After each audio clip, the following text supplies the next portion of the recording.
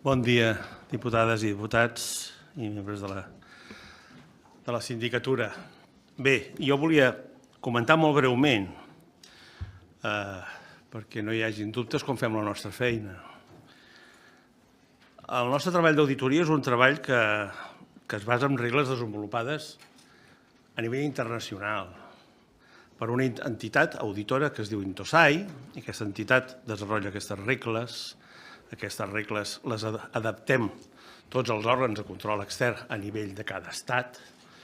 Espanya primer ho fa l'Intervenció General de l'Administració de l'Estat, després ho fa el conjunt d'òrgans de control extern, els gallecs, nosaltres, els bascos, i per tant treballem amb normes comunes. Aquestes normes comunes generen una seguretat a tots, començant per nosaltres, els síndics, que aprovem els informes i que els treballem, però també en els auditors que els desenvolupen. I, per tant, fem una feina que és molt homologable. I si demà anessin a Nova Zelanda, que sempre el posem com a exemple,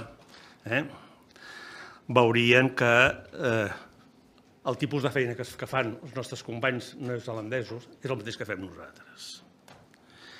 El nostre treball demana molta exigència, molta, perquè el que escrivim volem que estigui contrastat. Probablement per això no fem els informes que ens agradaria fer, de nombre, però sí que els que fem estem molt convençuts de que darrere hi ha un treball d'exigència, de rigor, de professionalitat dels auditors, de revisió, perquè els nostres informes sobretot tenen un element que a nosaltres ens preocupa sempre molt, que és els mirem moltes vegades i moltes mirades diferents. L'auditor que el fa, el supervisor, si cal, controls de qualitat externs, cada un dels 7 síndics, a l'assessoria jurídica s'hi toca, i al final hi ha el debat en el ple, i, com hem vist, els nostres informes, que no és obligatori, òbviament, però molts dels nostres informes venen aprovats per unanimitat, i això també és un grau de qualitat en el treball que es fa. Bé, tot això per què? Doncs tot això per explicar-los que ens prenem molt en sèrio la feina. I quan expliquem un problema que passa a algun ens fiscalitzat del país, l'expliquem amb coneixement de causa. No l'expliquem de qualsevol manera i l'expliquem perquè moltes vegades molts dels problemes que nosaltres posem als nostres informes no són fruit d'aquest any o de l'altre, sinó que són problemes cronificats.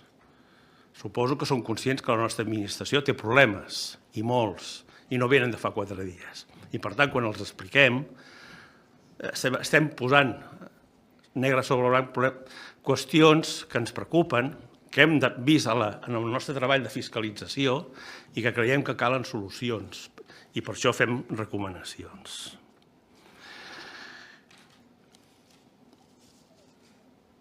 Matar el missatger no és mai la solució. Suposo que això tothom ho té clar.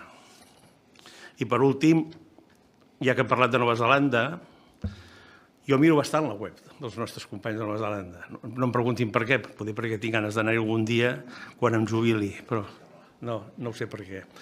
Però sí que els diré el que diu en el frontispici d'aquesta web, traduït al català i crec que ho he traduït bé. Millorar la confiança, promoure el valor, donar als neozelandesos una visió independent de la despesa i del rendiment del sector públic. Aquest ho podíem penjar aquí i estaríem absolutament d'acord tots els síndics i tot el personal de la sindicatura. No s'equivoquin, continuarem treballant. Moltes gràcies.